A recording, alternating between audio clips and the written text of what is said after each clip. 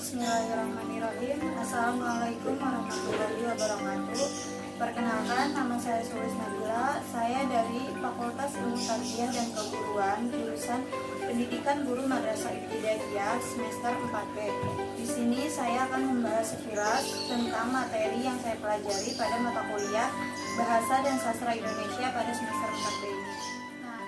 Pertama yang saya pelajari adalah materi bunyi bahasa, di mana yang sudah kita ketahui bahasa adalah kemampuan manusia untuk berkomunikasi dengan manusia lainnya.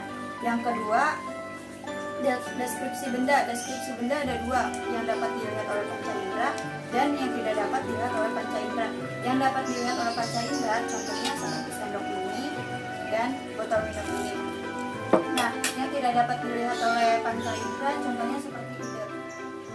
Materi selanjutnya adalah identifikasi diri. Identifikasi diri adalah menyebutkan ciri seseorang yang ingin kita tuju. Contohnya seperti saya menyebutkan ciri-ciri dari adik saya yang bernama Latifa. Dia rambutnya hitam dan ikal, kulitnya berwarna putih dan memakai baju warna putih belang-belang hitam. Itu contohnya ya. Selanjutnya adalah materi tentang prolog, dialog, dan epilog. Prolog adalah suatu awal cerita dari sebuah naskah drama.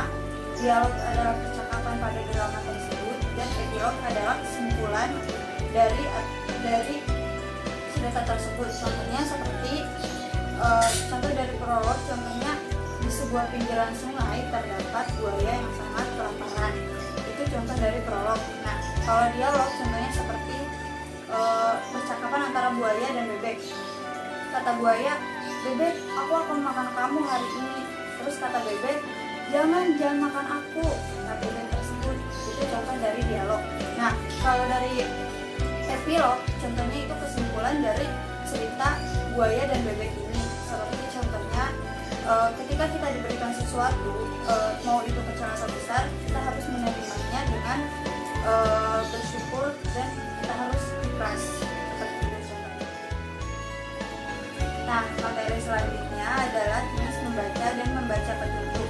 Nah, jenis membaca ini setiap orang berbeda-beda. Ada dua jenis membaca, yaitu membaca nyaring dan membaca senyap. Membaca nyaring biasanya orang akan lebih berkonsentrasi di tempat yang bersuara seperti itu. Nah, ada juga orang yang dia bisa berkonsentrasi di tempat yang sepi dan tidak ada suara. Itu jenis orang yang lebih suka membaca dengan suara senyap atau di dalam hati juga bisa. Nah,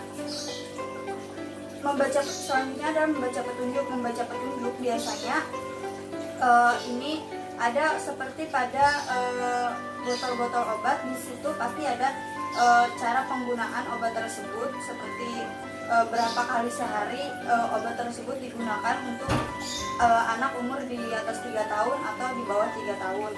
Seperti itu. Selanjutnya adalah materi tentang membaca puisi dan membaca prosa. Dalam membaca puisi, kita harus memperhatikan kejelasan dari setiap katanya, terus memperhatikan juga intonasinya dan memperhatikan makna dari setiap kata-katanya. Dan dalam membaca puisi juga diperlukannya ekspresi. Nah, selanjutnya dalam membaca prosa. Dalam membaca prosa yang harus diperhatikan adalah memperhatikan makna dan memperhatikan kata yang belum jelas dalam prosa tersebut. Selanjutnya adalah materi tegak bersambung. Materi ini kegiatan yang dimana penulisan ini menghasilkan huruf yang saling bersambung tanpa mengangkat alat tulis tersebut. Dan kegiatan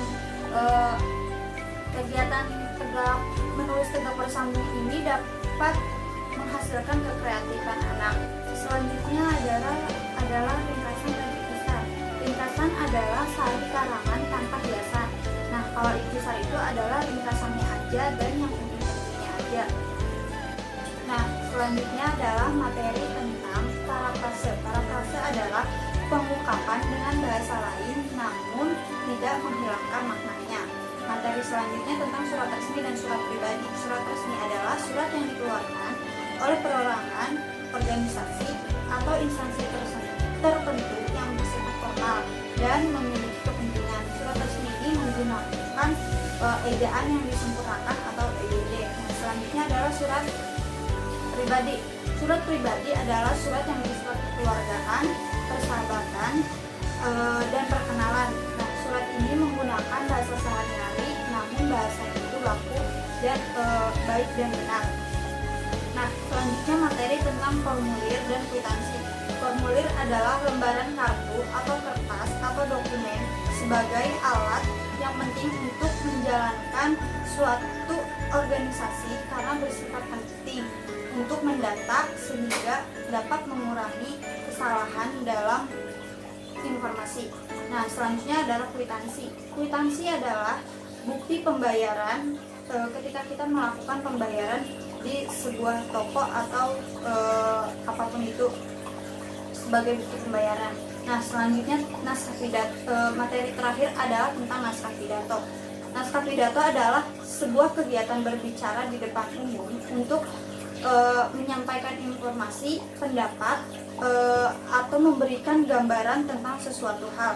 Nah, dalam naskah pidato ini harus ada pembukaan, pendahuluan, isi, dan pesan yang disampaikan dari pidato tersebut. Nah, sekian pembahasan sekilas tentang materi yang saya pelajari pada mata kuliah Bahasa dan Sastra Indonesia ini. Semoga dapat bermanfaat. Kurang lebihnya mohon maaf. Wassalamualaikum warahmatullahi wabarakatuh.